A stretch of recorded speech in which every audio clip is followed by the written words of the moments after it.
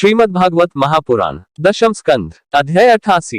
शिव जी का संकट मोचन। राजा परीक्षित ने पूछा, भगवान शंकर ने समस्त भोगों का परित्याग कर रखा है, परंतु देखा यह जाता है कि जो देवता, असुर अथवा मनुष्य उनकी उपासना करते हैं वे प्रायः धनी और भोग संपन्न हो जाते हैं, और भगवान विष्णु लक्ष्मीपति हैं, परंतु उनकी उपासना करने वाले प्रायः धनी और भोग संपन्न नहीं होते। दोनों प्रभु त्याग और भोग की दृष्टि से एक दूसरे से विरुद्ध स्वभाव वाले हैं, परंतु उनके उपासकों को उनके स्वरूप के विपरीत फल मिलता है। मुझे इस विषय में बड़ा संदेह है कि त्यागी की उपासना से भोग और लक्ष्मीपति की उपासना से त्याग कैसे मिलता है। मैं आपसे यह जानना चाहता हूँ। श्री सुखदेव जी कहते हैं, परीक्षित, शिव जी सदा अपनी शक्ति से युक्त रहते हैं। वे सत्व आदि गुणों से युक्त तथा अहंकार के अधिष्ठाता है। अहंकार के तीन भेद हैं, वैकारिक, तेजस और तामस। त्रिविध अहंकार से 16 विकार हुए, 10 इंद्रियां, 5 महाभूत और 1 मन। अतः इन सब के अधिष्ठात्र देवताओं में से किसी एक की उपासना करने पर समस्त ऐश्वर्यों की प्राप्ति हो जाती है। परंतु परीक्षित, भगवान श्रीहरि तो प्रकृति से परे स्वयं पुरुषोत्तम एवं प्राकृत गुणहित है। वे सर्वज्ञ तथा सबके अंतःकरणों के साक्षी हैं। जो उनका भजन करता है वह स्वयं ही गुणातीत हो जाता है। परीक्षित, जब तुम्हारे दादा धर्मराज युधिष्ठिर अश्वमेध यज्ञ कर चुके, तब भगवान से विविध प्रकार के धर्मों का वर्णन सुनते समय उन्होंने भी यही प्रश्न किया था। परीक्षित, भगवान श्री कृष्ण सर्वशक्तिमान परमेश्वर हैं। मनुष्यों के कल्याण के लिए ही उन्होंने यदुवंश में अवतार धारण किया था। राजा युधिष्ठिर का प्रश्न सुनकर और उनकी सुनने की इच्छा देखकर उन्होंने प्रसन्नतापूर्वक इस प्रकार उत्तर दिया था। भगवान श्री कृष्ण ने कहा, राजन, जिस पर मैं कृपा करता हूँ उसका सब धन धीरे धीरे छीन लेता हूँ। जब वह निर्धन हो जाता है तब उसके सगे संबंधी उसके ढकाकुल चित्त की परवाह न करके उसे छोड़ देते हैं। फिर वह धन के लिए उद्योग करने लगता है, तब मैं उसका प्रयत्न भी निष्फल कर देता हूँ। इस प्रकार बार बार असफल होने के कारण जब धन कमाने से उसका मन विरक्त हो जाता है, उसे दैख समझकर वह उधर से अपना मुंह मोड़ लेता है और मेरे प्रेमी भक्तों का आश्रय लेकर उनसे मिलजुल करता है। तब मैं उस पर अपनी अहेतुक कृपा की वर्षा करता हूँ। मेरी कृपा से उसे परम सूक्ष्म अनंत सच्चिदानंद स्वरूप परब्रह्म की प्राप्ति हो जाती है। इस प्रकार मेरी प्रसन्नता, मेरी आराधना बहुत कठिन है। इसी से साधारण लोग मुझे छोड़कर मेरे ही दूसरे रूप अन्यान्य देवताओं की आराधना करते हैं। दूसरे देवता आशुतोष हैं, वे झटपट पिघल पड़ते हैं और अपने भक्तों को साम्राज्य लक्ष्मी दे देते हैं। उसे पाकर वे उच्छृंखल, प्रमादी और उन्मत्त हो उठाते हैं और अपने वरदाता देवताओं को भी भूल जाते हैं तथा उनका तिरस्कार कर बैठते हैं। श्री सुखदेव जी कहते हैं, परीक्षित, ब्रह्मा, विष्णु और महादेव ये तीनों शाप और वरदान देने में समर्थ हैं, परंतु इनमें महादेव और ब्रह्मा शीघ्र ही प्रसन्न या रुष्ट होकर वरदान अथवा शाप दे देते हैं, परंतु विष्णु भगवान वैसे नहीं है। इस विषय में महात्मा लोग एक प्राचीन इतिहास कहा करते हैं। भगवान शंकर एक बार वृकासुर को वर देकर संकट में पड़ गए थे। परीक्षित, वृकासुर शकुनी का पुत्र था। उसकी बुद्धि बहुत बिगड़ी हुई थी। एक दिन कहीं जाते समय उसने देवर्षि नारद को देख लिया और उनसे पूछा कि तीनों देवताओं में झटपट प्रसन्न होने वाला कौन है। उद्धरण, परीक्षित, देवर्षि नारद ने कहा, तुम भगवान शंकर की आराधना करो, इससे तुम्हारा मनोरथ बहुत जल्दी पूरा हो जाएगा। वे थोड़े ही गुणों से शीघ्र प्रसन्न और थोड़े ही अपराध से तुरंत क्रोध कर बैठते हैं। रावण और बाणासुर ने केवल बंदीजनों के समान शंकर जी की कुछ स्तुतियां की थी। इसी से वे उन पर प्रसन्न हो गए और उन्हें अतुलनीय ऐश्वर्य दे दिया। बाद में रावण के कैलाश उठाने और बाणासुर के नगर की रक्षा का भार लेने से वे उनके लिए संकट में भी पड़ गए थे।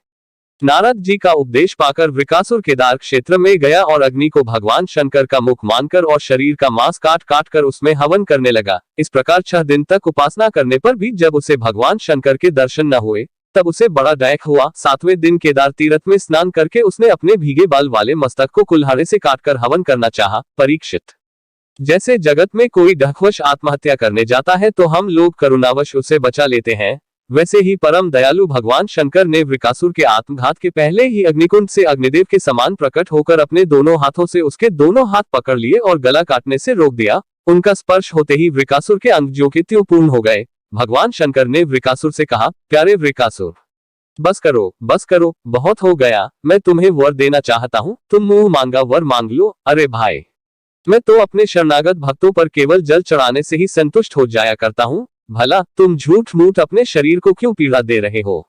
उद्धरण, परीक्षित, अत्यंत पापी वृकासुर ने समस्त प्राणियों को भयभीत करने वाला यह वर मांगा कि मैं जिसके सिर पर हाथ रख दूं वही मर जाए। परीक्षित, उसकी यह याचना सुनकर भगवान रुद्र पहले तो कुछ इनमने से हो गए, फिर हंसकर कह दिया, अच्छा ऐसा ही हो। ऐसा वर देकर उन्होंने मानो सांप को अमृत पिला दिया। भगवान शंकर के इस प्रकार कह देने पर वृकासुर के मन में यह लालसा हो आई कि मैं पार्वती जी को ही हर लूं। वह असुर शंकर जी के वर की परीक्षा के लिए उन्हीं के सिर पर हाथ रखने का उद्योग करने लगा। अब तो शंकर जी अपने दिए हुए वरदान से ही भयभीत हो गए।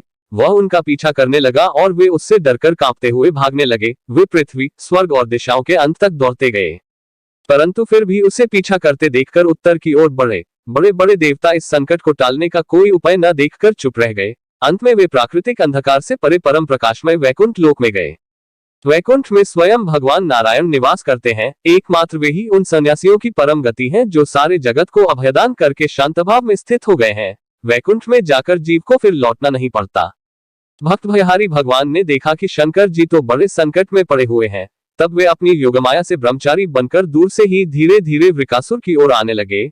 भगवान ने मूंछ की मेखला, काला मृगचर्म, दंड और रुद्राक्ष की माला धारण कर रखी थी। उनके एक एक अंग से ऐसी ज्योति निकल रही थी मानो आग धधक रही हो। वे हाथ में कुश लिए हुए थे। वृकासुर को देखकर उन्होंने बड़ी नम्रता से झुककर प्रणाम किया। ब्रह्मचारी वेशधारी भगवान ने कहा, शकुनि नंदन वृकासुर जी, आप स्पष्ट ही बहुत थके से जान पड़ते हैं। आज आप बहुत दूर से आ रहे हैं क्या? तनिक विश्राम तो कर लीजिए। देखिए, यह शरीर ही सारे सुखों की जड़ है। इसी से सारी कामनाएं पूरी होती हैं। इसे अधिक कष्ट न देना चाहिए। आप तो सब प्रकार से समर्थ हैं। इस समय आप क्या करना चाहते हैं? यदि मेरे सुनने योग्य कोई बात हो तो बतलाइए, क्योंकि संसार में देखा जाता है कि लोग सहायकों के द्वारा बहुत से काम बना लिया करते हैं। श्री सुखदेव जी कहते हैं, परीक्षित, भगवान के एक एक शब्द से अमृत बरस रहा था। उनके इस प्रकार पूछने पर पहले तो उसने तनिक ठहरकर अपनी थकावट दूर की। उसके बाद क्रमशः अपनी तपस्या, वरदान प्राप्ति तथा भगवान शंकर के पीछे दौड़ने की बात शुरू से कह सुनाई। श्री भगवान ने कहा, अच्छा ऐसी बात है, तब तो भाई हम उसकी बात पर विश्वास नहीं करते। आप नहीं जानते हैं क्या? वह तो दक्ष प्रजापति के शाप से पिशाच भाव को प्राप्त हो गया है। आजकल वही प्रेतों और पिशाचों का सम्राट है, दानवराज। आप इतने बड़े होकर ऐसी छोटी छोटी बातों पर विश्वास कर लेते हैं। आप यदि अब भी उसे जगत गुरु मानते हो और उसकी बात पर विश्वास करते हो तो झटपट अपने सिर पर हाथ रखकर परीक्षा कर लीजिए, दानव शिरोमणि।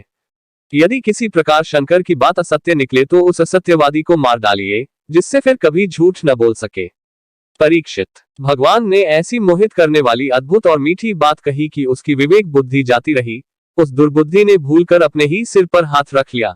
बस उसी क्षण उसका सिर फट गया और वह वहीं धरती पर गिरा पड़ा, मानो उस पर बिजली गिर पड़ी हो। उस समय आकाश में देवता लोग जय जय, नमो नमः, साधु साधु के नारे लगाने लगे। पापी वृकासुर की मृत्यु से देवता, ऋषि, पितर और गंधर्व अत्यंत प्रसन्न होकर पुष्पों की वर्षा करने लगे और भगवान शंकर उस विकट संकट से मुक्त हो गए। अब भगवान पुरुषोत्तम ने भयमुक्त शंकर जी से कहा कि देवाधिदेव, बड़े हर्ष की बात है कि इस दुष्ट को इसके पापों ने ही नष्ट कर दिया। परमेश्वर, भला ऐसा कौन प्राणी है जो महापुरुषों का अपराध करके कुशल से रह सके? फिर स्वयं जगत गुरु विश्वेश्वर, आपका अपराध करके तो कोई सकुशल रह ही कैसे सकता है? भगवान अनंत शक्तियों के समुद्र हैं। उनकी एक एक शक्ति मन और वाणी की सीमा के परे है। संकट से छुड़ाने की यह लीला जो कोई कहता या सुनता है, वह संसार के बंधनों और शत्रुओं के भय से मुक्त हो जाता है।